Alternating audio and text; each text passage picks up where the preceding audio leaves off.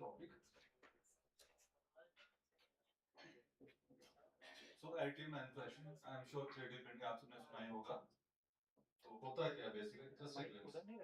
So this is conventional manufacturing. Take a block, cut it to a piece, you get a 3D part. Additive initial nothing is there. We keep on adding material, whether it's polymer, metal powder, or any resin. So we get a 3D part.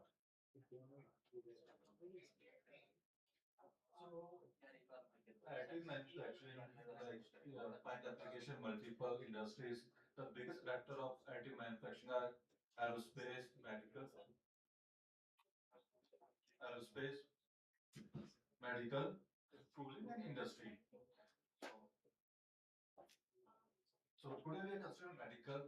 So this slide shows the importance of additive manufacturing in orthopedic implant. So if you look at the graphs, so the market of additive manufacturing implant is increasing day by day with every year from 1,451 million US dollars in 2019. It is expected to reach 13,000 US dollars by the year 2028.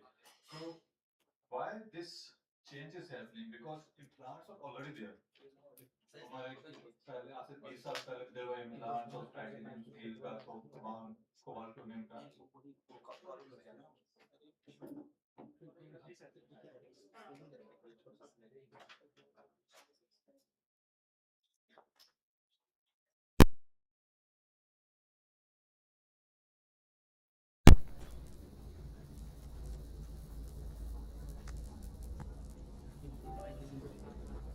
So now, Valerie, yeah. So shall we start? Okay. So implants, so were already there from 1980s, 70s. So we are having implants before that also. So why?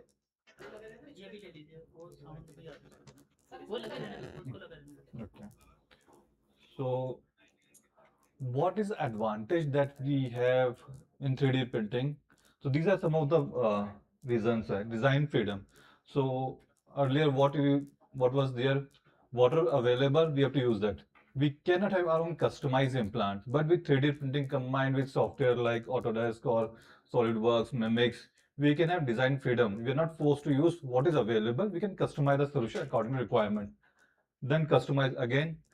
You are not forced to use what is available, like 3D printing combines various software used for customizing many medical implants, many orthotic devices, even like for commercial things like. So there are many, sometimes there are companies in Bangalore, etc. for your specs. What they do is they scan your face and design your frame according to your face curvature. So this kind of customization is also going on. Then part consolidation. So with 3D printing, you can manufacture assemblies in a single go. So no need of having like screwing, ultrasonic welding, and multiple steps for getting the final part. Multiple parts can be integrated into a single piece. Then flexible manufacturing. If you go by convention, means so suppose it turning or milling. So we are manufacturing one piece at a time. Suppose if we are manufacturing a hip implant, we are manufacturing a hip implant. But with 3D printing, in a single job, we can have a hip implant, we can have a spinal implant, we can have a knee implant. At the same time, if the material is same, we can have an aerospace component also. So if all are titanium, we can multiple geometries print at the same time. Then mechanical property tailoring. This is something which is main advantage of 3D printing. We can alter the elastic modulus using various lattice structures. So this we will study in detail. So these are some of the kind of implants that which can be 3D printed. So now we come to materials which are available for implant applications, and like titanium. So titanium is one of the best metal available for implant application and also 3D printable. So whether it's any company, whether you go to Stryker, Zimmer, whether it's conventional manufacturer or additive manufacturer, titanium is the best metal till date known. Known for excellent biocompatibility, strength to weight ratio. Another is cobalt-chrome alloy. So earlier, most of the hip implant, the extruder curve used to being manufactured this, but due to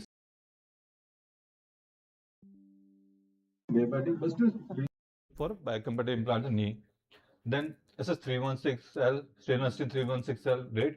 So not that much biocompatible, very heavyweight, but it is very cheap compared to other materials. When we talk about titanium, cobalt, it's very cheap. So mostly used for trauma plates, जो plates accidents में लगती हैं, which we can remove after 6 months or 1 year after use. So because these crores after time, so only this is preferred only when the cost is the main issue criteria. So if you cannot afford it, or when in third world countries still hip implants are being made from SS316L, but in countries like India, no one is preferring 316L for joint replacement, only for trauma plates. Then tantalum. Tantalum is the one of the excellent biocompatible.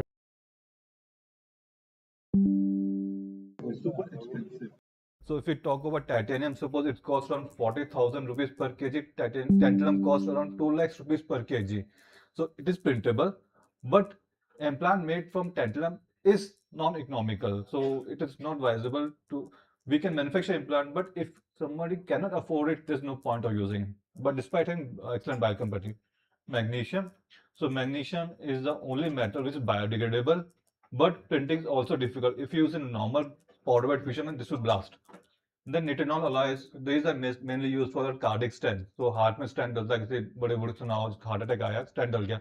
So nitinol is the material which is being used and it's printable, but it is very difficult to print because of shape memory effects. So it expands and contracts. Now we come to this slide. So these are some of the biggest companies which are offering 3D printed implants worldwide. And what you see is there's none of a single Indian company in this slide. So there you see the Stryker, Zimmer, Lima Corporate, Additive Orthopedics, but none of Indian companies. This is something which we want to change in CSIO. So very soon we will put an Indian company in this map also. Now we come to the materials. So we gone through all the materials which are biocompatible, tantalum, stainless steel, titanium. So what is the advantage or disadvantage of that? So if you see all the natural materials, they are porous. Even our bone is porous. Bone is not solid. And all the natural material, look around whether it's wood, honeycomb structure, bone, these are all are porous structures. But our implants, if you look at that image, the implant is a knee implant and hip implant. These are solid. So what happens if you use solid implant instead of porous implants? So what we did is we did a simulation study. So what we did is we had a healthy femur, we cut it, the infected part, and put a hip implant in it. So what happened? The best material, as already told, an affordable material is titanium. And the issue with titanium is it is very stronger than a human bone. If we talk about elastic modulus, the outer shell of bone is elastic modulus around 20 GPa and the inner spongy bone is around 5 GPa. So what will happen? So to show this how the stress pattern alternates after implantation, what we did is we did a artificial surgery and we did the FA analysis. On the first part you will see a healthy femur. Femur is this bone. घुटने के ऊपर से यहाँ तक का. So you see loads are getting transferred from top to bottom. You see the color pattern. But after hip replacement surgery, you see only blue colors. So if you forget about values, look at the color pattern. So color load is not getting transferred. So where the load has gone. So what a difference was that earlier to the healthy, here we have a hip implant. So the hip implant made of titanium is taking all the loads. So our bone has the capability to adapt to the loads acting on it. So tomorrow, suppose today you are 50 kg and tomorrow 80 kg, your bone will remain same. You don't change your bones. So today you are 80, tomorrow you are 40 kg, your bone remains same. So bone adapts to load acting on it. So what has happened is हमने femur head cut किया, we had a hip implant. जो load हमारे body से ऊपर से नीचे आ रहा था, taken by the hip implant. What will happen? The load will not get transferred from the titanium implant to human bone, and in longer run, after 10-15 years down the line, the bone will degrade, it will start wearing out, and the implant will loosen and it will fail. So implant is good, but your bone has degraded. तो अब कैसे 3D printing solution है इसका? This is called Wolf effect. So this is actual examples of stress shielding. जो हमने देखा कि implant जो मेरा बहुत hard था compared to human bone, से क्या होता है? So here you see, because of this bone reception, the implant has moved. Here you can see the implant has moved. Here you can see the arrow one. The bone has started degrading in longer run. So what will happen? Your implant will move from its original place and you need to go for replacement surgeries. So small balls were taken of titanium, they were put on the implant with adhesive and they used to stick, and we get a rough surface, and bone used to adhere to it. Then with the came with the technology of coatings. HA coatings were third generation implants. So HA is a bone-like material, calcium phosphate. So body thinks it's its own material, and we put a small 100 200 micron coating, and on growth happens. So the current generation implant 3D printed or lattice structures implant. So how is different? अभी क्या होता है जब भी when we're fixing an implant, a solid implant, so what we do is we put a bone cement, just like you put a cement between the bricks to build a wall. So when we're fixing an implant, we put a bone cement over it. So layer is created which holds the implant inside the body. अब वो bone cement जब भी डालते then there's exothermic reaction, so bone around it becomes deadens, so it loses the capability to bone growth. तो again उससे again stress shielding होता है. अब उसका नेक्स्ट वर्जन आया कोटिंग, HA कोटिंग, बहुत अच्छा material, bone like material, but coating 100 200 micron which only on growth, बहुत थोड़ा सा होगा, and coating wear out with time. आप साल 2 साल बाद if you retrieve an implant and you fill implant, the coating is gone. So then came lattice structured implant. Lattice structure basically nothing but the porous structure created inside an implant. उससे फायदा क्या हुआ? Lattice structures बनाने से we are reducing the elastic modulus. So elastic modulus reduce होने से क्या होगा? Load transfer from the implant to bone will increase, and because of the pores inside of implant, so there is a biological fixation and biological bone growth. So a biological fixation will be there, better load transfer, the implant will last a longer time because better load transfer happening, and we are not putting any cement or any coating, depth created for bone growth. So these are kind of advantages. So these are some of the lattice structures that we have printed in our lab. So here you can see the elastic modulus of titanium is 3 GPa. So our human bone is around 3 to 5 GPa, depending what kind of bone is from hand or hip, what kind of bone it is. So we are typically replacing, mimicking the elastic modulus behavior of human bone at titanium implant. So this is something, and you can see the porous structure, the same image of it, and all tested inside. And we also did the rapid implantation studies of these lattice structures. And what we could find out in 3 months of implantation study, there was more bone growth in female rabbits compared to male rabbits. So in a way, nature is adapting more, females are more adaptable to natural technological advances. So, so this is like people think 3D printing, I have a 3D printer, I have a very good software, I will print whatever it is. So these are all failed experiments. So 3D printing is not special lattice. Bigger part is somewhat say it is easier, but if you go with some micron size, it becomes very tedious. A lot of parameter optimization has to be done. So if the energy is too much, it is fused. So there is no lattice structure. Design a lattice structure, but the energy input was much more. So all the pores are clogged. If it is somewhat okay, you get partially fused. It is not, energy is not good enough, broken structs, failed, or then is good one. So a lot of parameter optimization is required. It's not that you have a software design software, you put in a 3D printing machine, you get a beautiful lattice structure on a 3D printed part. So what is the key of getting this lattice structures? So anybody who has heard about powder bed fusion or selective laser melting, so you see this equation.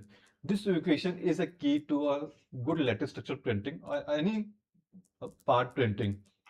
So you remember, if you remember this equation and put it introduce, half of your printing parameter optimization is solved. So what is this? Says power inversely proportional to the scan velocity, the which the laser scans, the hash distance, this is the distance between two stripes, and the layer thickness. And people, someone has used FDM printing in your lab, FDM 3D printer, the wire वाला देखा होगा शायद किसी ने. तो उसमें क्या होता है basically, you have a 3D printer of X company, you can use Y, Z, any company filaments, the results almost remain same. But here is a difference. When we are talking metal powder, if you change the manufacturer also, the grain size of the metal powder, this equation changes. So this has to be very carefully optimized. So there's nothing called universal parameters for metal powders. Suppose you have optimized your parameters for 30 micron layer thickness of 60 micron titanium powder, and if you choose to change the 60 micron grain size to 90 micron, this equation will change. So again, even if you change the manufacturer, also the powder parameter has to be optimized. So now I will show you this video. This is titanium, a flexible titanium. So titanium, which is known for its strength to weight ratio, can make flexible. Its natural behavior can be altered using lattice structure combined with 3D printing. Titanium is known for its strength. It's very lightweight. It is used for aerospace application, medical application. But you cannot imagine titanium this much flexible. This is all possible with lattice structures with software with 3D printing. So another video is, this is a spinal implant, and you can see a beautiful capillary effect in it.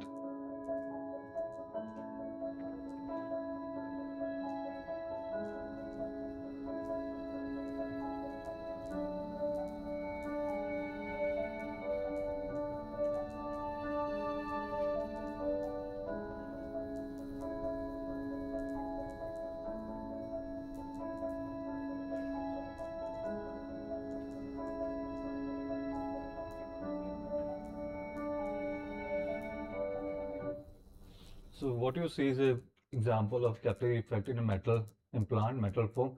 This is very much required for bone ingrowth.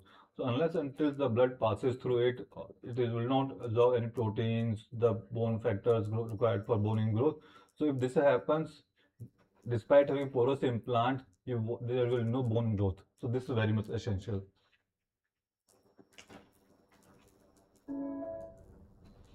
So now we come to the market applications.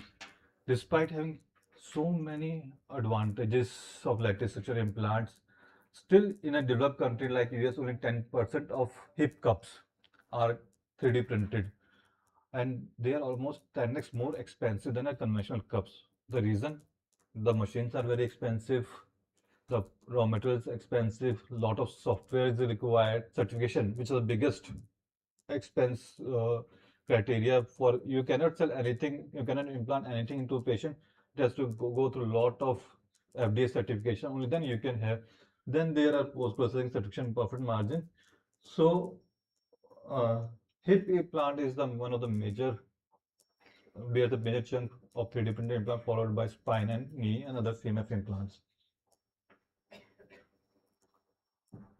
Now we come to what we do in CSIO. So in medical implants, we are into present both kind of implants. One is the standard implant, which if you have any requirement, doctor prescribe any implant, hip or knee or trauma plates in various sizes are available. So whatever size doctors prescribe is available next day and surgery is performed. The second kind of implants are patient-specific implants. When standard size doesn't fix, you need to design a special implant for one particular patient. So we presented both the segments. So if we talk about, this is the workflow that we follow in CSA for designing an implant.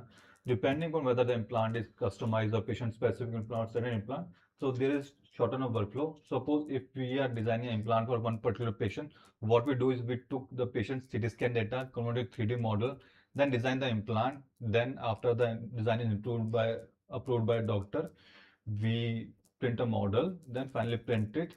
Then we also do the FEA analysis, the fatigue simulation, so number of cycles it should last in actual condition, then printing. Doctor.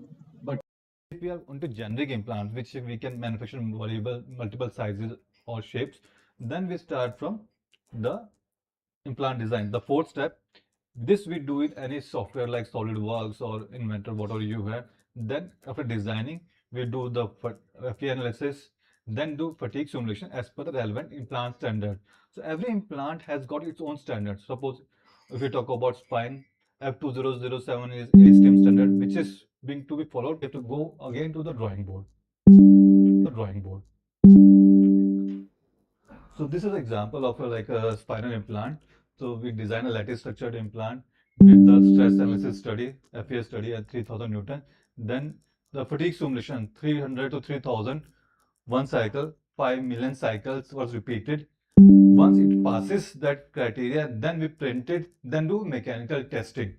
So once I will give one live example. So once what had happened, So we design an implant. It passed through all the fatigue and